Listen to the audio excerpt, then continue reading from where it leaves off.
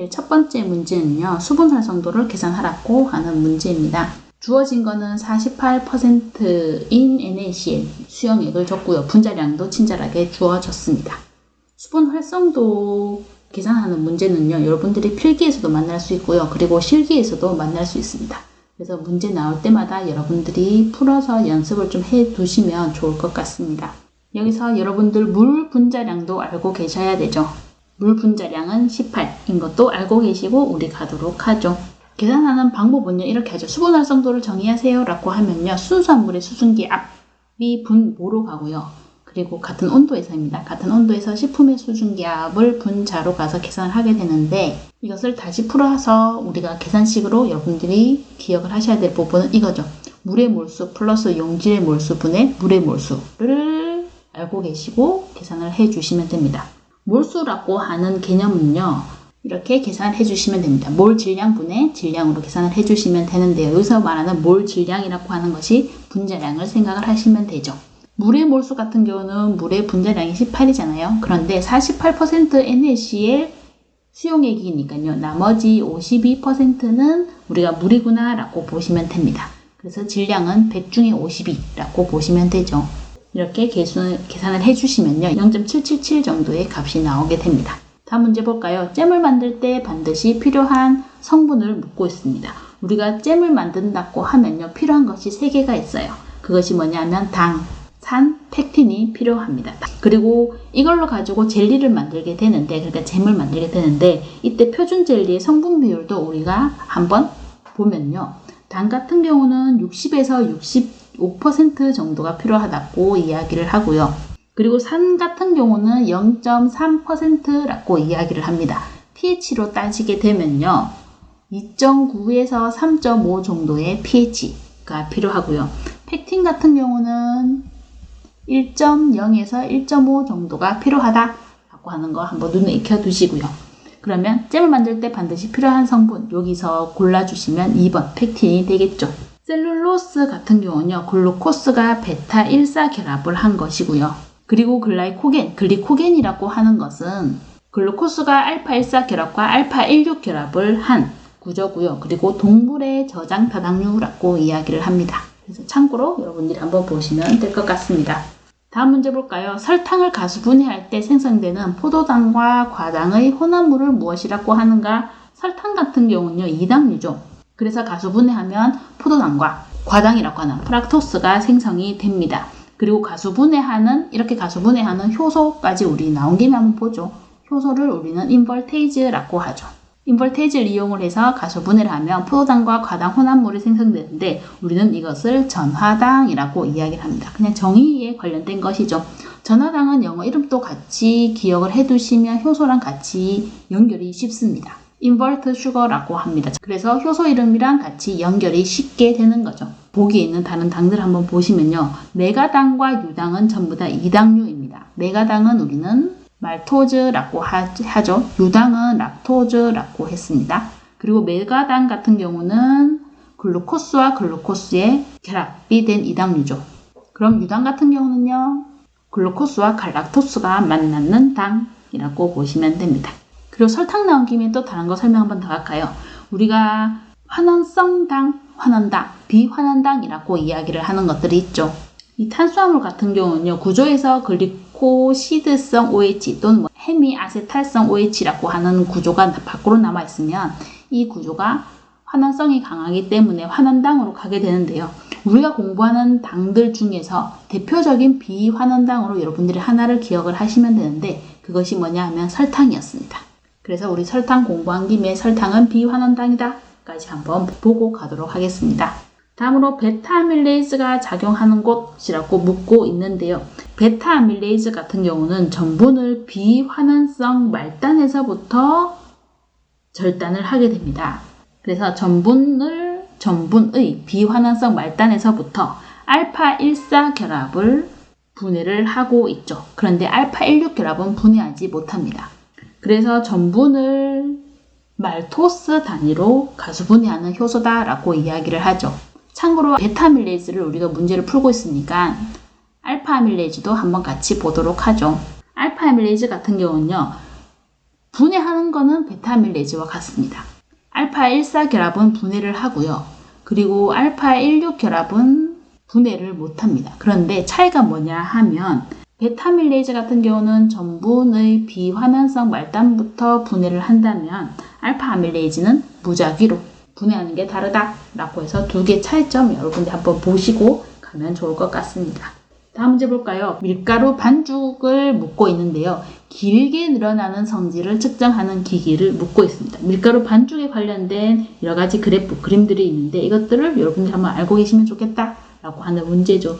길게 늘어난다라고 하는 성질은 신전성을 묻는 것이죠. 다르게 이야기하면 신장도라고 이야기하는 부분입니다. 밀가루 반죽의 신장도 아니면 인장학력 이런 것을 측정하는 기기는 익스텐소그래프였죠. 아밀로그래프 같은 경우는요, 전분 호화도를 측정하기 위한 기기입니다. 그리고 페리노그래프 같은 경우는요, 밀가루 반죽의 점탄성을 측정하기 위한 것이고요. 그리고 텐드로미터 같은 경우는요, 과일이나 야채의 성숙도를 측정하기 위한 것. 이렇게 보시고 여러분들이 밀가루라고 이야기를 했을 때 보통 세 개를 많이 기억을 하고 계시면 좋은데요. 그게 익스텐소그래프, 아밀로그래프, 그리고 페리노그래프고요. 그리고 익스텐소그래프는 신장도, 인장학력, 아밀로그래프는 전분 호화도, 그리고 밀가루 반죽 점탄성을 보기 위한 것은 페리노그래프. 이렇게 구분을 해서 기억을 해두시면 좋을 문제였습니다. 다음 문제 볼까요? 천연 항산화제를 묻는 문제입니다. 면실류에 있다라고 하면 여러분들은 고시폴 떠올리시면 되고요. 그러면 1번의 세사몰도 천연 항산화제였습니다. 어디에 주로 있는? 참깨에 있는. 이렇게 짝짓기 문제는 여러분들이 봐두시면 좋고요. 솔라닌 같은 경우는 천연 항산화제 쪽은 아니고 독성분으로 우리가 공부를 했었죠. 쌍난 감자에 있는 식중독의 독성분 성분이었습니다. 단백질과 식품을 짝짓기를 해보세요 라고 하는 문제인데요. 쌀에 함유된 주 단백질을 묻고 있고요. 쌀이라고 하면 여러분은 오리제닌, 쌀 이렇게 딱 연결을 해서 기억을 해두시면 좋고요. 지금 보기는 전부 다 단백질이거든요. 1번에 있는 제닌 같은 경우는 옥수수에 있는 것, 그리고 3번에 있는 글루테닌 같은 경우는 밀에 있는 것, 그리고 호리데닌, 4번에 있는 호르데닌 같은 경우는 보리에 있는 것이라고 여러분들이 짝지어서 기억을 해주시면 좋습니다.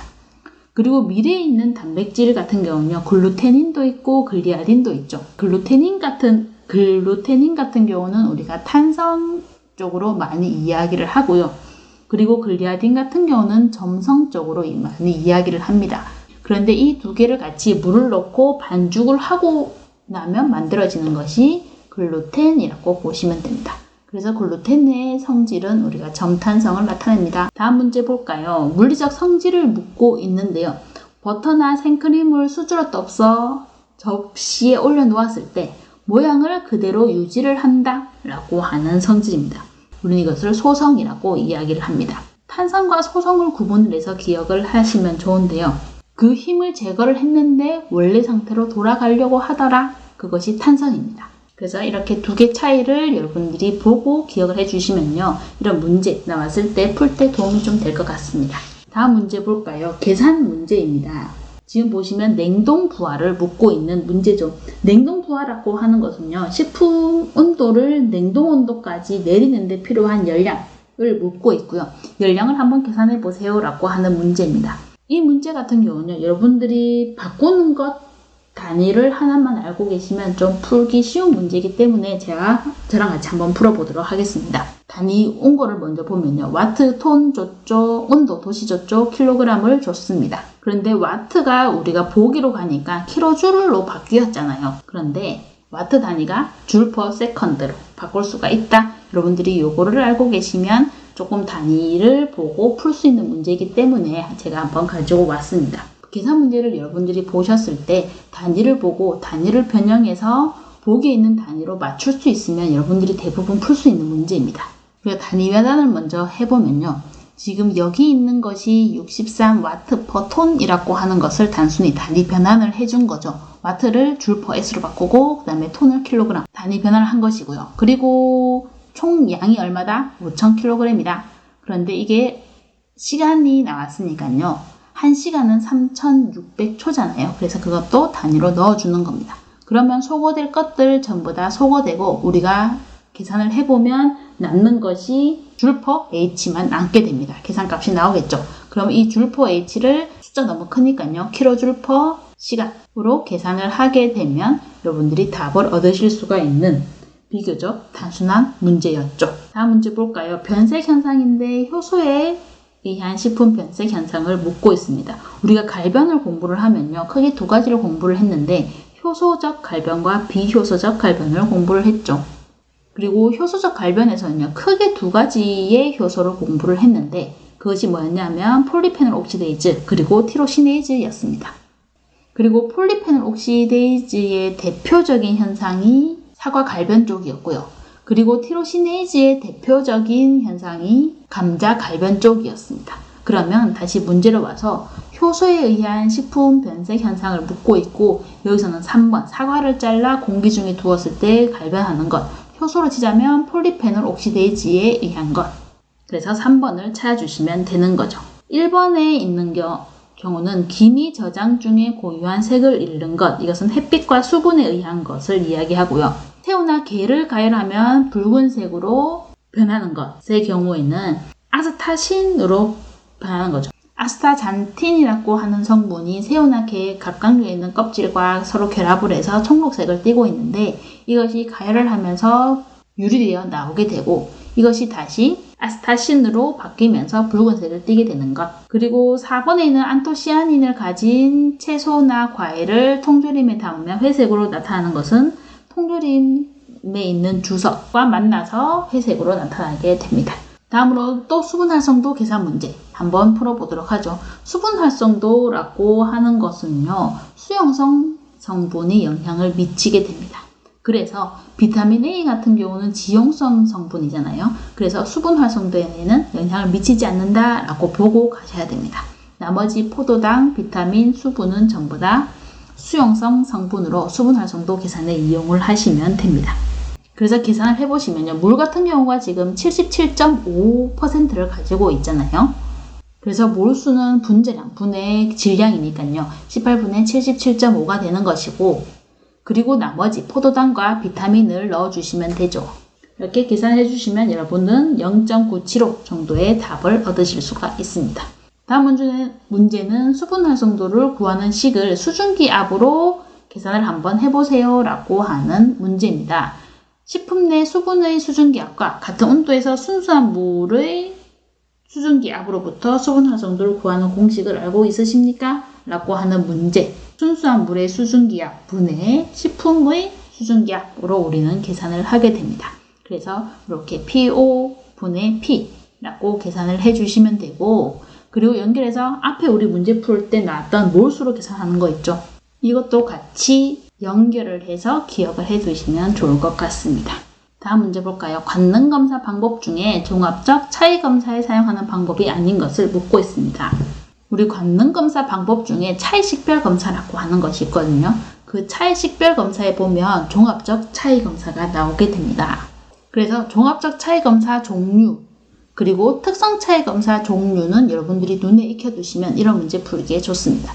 종합적 차이검사에는 3점 검사, 1, 2점 검사, 단순 차이검사 그리고 A, not A 검사라고 쓰기도 하고요. 아니면 A, 부 A 검사라고도 쓰기도 합니다. 그래서 이런 검사들이 있다. 그리고 특성 차이 검사에는 2점 비교 검사, 다중 비교 검사, 그리고 순위 평점 이런 것들이 들어간다. 그래서 35번에 종합적 차이 검사에 관련된 것을 물었고 여기서는 2점 비교 검사가 아닌 거죠. 2점 비교 검사는 특성 차이 검사에 들어갑니다. 다음 문제 볼까요? 식품위생 분야 종사자의 건강진단 규칙에 의거해서 건강진단 항목이 아닌 것은 무엇이냐? 라고 묻고 있죠. 여기서 아닌 것은 갑상선 검사죠.